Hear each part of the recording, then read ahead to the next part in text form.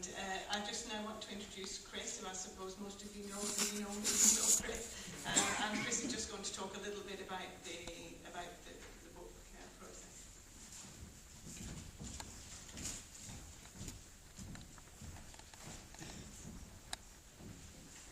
Good evening, everyone. First of all, I would like to thank everybody who is here for coming here, and thank you, Ken, for his very kind words. And before I go any further, I would just like to say that for those of you who don't know about it, or maybe hovering about making a decision, tomorrow there is a series of talks in here, starting at about 2 o'clock, covering a really broad range of topics. Cillian Roden is coming up from Galway. He's a freshwater ecologist like Ken, but he specialises in a different area. Deirdre is going to be telling us what motivates her about her paintings and how she goes about it. I will be telling you something about the wildlife, and Yvonne McDermott is going to be talking about the mendicant trials, the beggars as I call them. So we're covering archaeology, water quality, wildlife and art, the whole range. And that for me is very important, because although Lough Carra would appear to be just in effect an environmental asset, to us it's much more than that. It's aesthetically extremely pleasing. It has a huge history, and with all sorts of involvement of writers and artists and so on. And I've always felt that it's really important that as a scientist I should be able to see and understand that the arts and other things than science have an importance in our life. We arrived in Ireland in 2000, and one of the first things that we did, because we're both keen anglers, was I rushed down to Burke Boats in Ballinrobe and said, "Can you sell me a boat quickly, please?" And they did. They sold me a second-hand boat, which, as many of you will know, is called Baldrick, after me. And I said to John Paddy Burke, "Where should I keep it?" And he said, "Oh, the best place for this boat is Castle Burke on Lough Carra." So that was where it was launched. It's still there today. And that boat has been, in effect, the focus of a great deal of the time that we've spent on Lough Carra. We've had a lot of research interests in the lake. We were interested initially in the wildfowl. We got involved very early on in counting the ducks in winter. Then there was a national survey of dragonflies, and we got involved in that and said, yes, we'll survey the dragonflies on Lough Carra.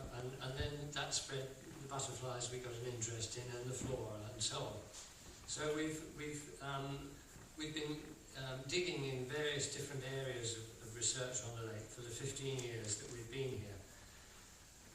And on top of that, Linda came here with a great interest in photography, which was, I think, first sparked when she worked for the World Wildlife Fund Photo Library in Switzerland. And ever since then, she's been convinced that taking photographs is the way to record the beauty that we see. Then there was the link with Ken, which broadened my interest in the lake to the water quality issues. And in 2004, Ken and I organised a joint Trinity College Dublin GMIT Castlebar conference on the ecology, heritage and management of the Great Western Lakes. And it was at that conference where we first came across Deirdre's wonderful paintings, because Ken and I both wanted that conference to be more than just a load of scientific jargon. We wanted art to be involved, and we wanted some poetry, and we wanted music.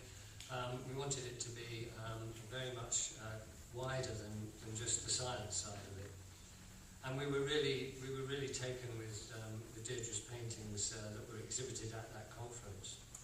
I was lecturing at GMIT for a few years, and while I was there, I managed to get 3 of my students to do what turned out to be really important pieces of research on the lake. The first was John Thornton, an angling friend of mine, and then we had Chris Meehan and Lorraine Grimes, who did their master's thesis, the first working on the wildfowl of the lake, and Lorraine Grimes working on the woodlands of the Partry House estate. So we began to accumulate all sorts of information from a wide variety of sources about Lough Carra and its surrounding lands. And as a result of that, we realised that although we were getting all this information, very little of it was available to other people. Sure, Ken had all the scientific literature, and other people had a lot of information about angling, and so on, but it was all scattered. So we decided to set up a website, which we did, and we wanted all the information that we could get put onto the website, and that was launched a few years ago with Heritage Council funding. But as we say in the preface of the book, we're a little sceptical about how long websites will last, and with the number of them that there are now, ours is just a tiny, tiny drop in the ocean, and we thought it would be really nice to produce a book. So about 7 or 8 years ago, we decided we would do a book, and the years went by, nothing happened. The years went by more, and even less happened, until finally we said, if we don't do it now, it'll never get done. So Linda took 10 months off work so that we could actually focus on this, and we decided to self-publish. I would do the writing, and Linda would be in charge of all the illustrations. And what a journey we've been through. If we'd known what was involved at the start, I'm not sure we would actually have gone through with it. But I have enormous admiration now for anybody that produces a book, because until you do it, you have no idea. I was talking to Deirdre Cunningham, our heritage officer in the council here this evening, about it, and she's been through the same experience, that until you do it, you have no idea of the little complications and how long it takes to do simple little things like locating one photograph. Took us, I think it was 3 whole days, 6 man days, or 3 man days, 3 woman days, just to locate one photograph that we wanted to put in the book, which we eventually did. And we've learnt a lot from this. We've learnt, for example, that when you write a book, it's sensible to start at the beginning and not at chapter 8. If you start at chapter 8, it just makes life really difficult for everybody, especially the graphic designer, who's a very old friend of ours, Alan Morley from Essex in England, who rather stupidly, I think, agreed right at the outset that he would be our graphic designer, and then was hit with a barrage of, no, that's not right, no, you've got to put that picture somewhere else, and so on. He's done a wonderful job. We're really pleased that he's put up with us, and that we've got something that we're really proud of. The other thing that we've learned is that when we started, we thought we knew a lot about Lough Carra, and now I know that we knew very little about Lough Carra, because everything we looked at, every little bit of research we did, opened up whole vistas of new information and research. So it was really difficult to not do all that extra research and try and put it in the book, because it would have just gone on forever. I remember reading a book by Steinbeck many years ago. I can't remember which one it was, but there's a character in the book who is building a boat in his yard, and every time he's nearly finished building the boat, he decides it's not quite the way he wants it, so he dismantles it and starts again. And I thought, if we're not careful, that's going to happen with this book.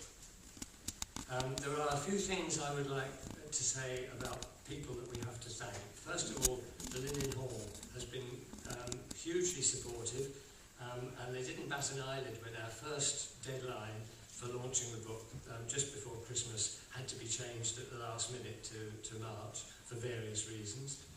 The main one of which was Linda's work on swift conservation, which took over last summer. So thank you for the Linen Hall for helping us with all of this. Sean Lycett's wife, Jessica, proofread the whole book for us several times, and she is now known to us as Jessica, that should be hyphenated, Lycett. She was wonderful. She spotted all sorts of things that we would never have noticed, and thank you very much, Jessica, for that. Mary Roberts, I'm not sure if she's here this evening, she is. Mary Roberts designed our website and maintains it for us, and she's been absolutely wonderful for years doing that for us, so thank you very much for the website work, Mary. With reference to the lake itself, there are two people who, for the last 15 years, have been really gracious about allowing us access to their land and about supporting the work we're doing and helping us. And that's Lorraine O'Donoghue from Partry House Estate, who unfortunately has now moved down to Wicklow, and Tom Quinn, who is here this evening. So Tom, thank you very much for everything. And it's his land that we will be doing guided walks on Sunday. I have a few more words that I'm going to bore you with in a short while, but before I go any further, I would like to introduce our really good friend Sean Lycett and ask him to read his poem Lough Carra in Spring.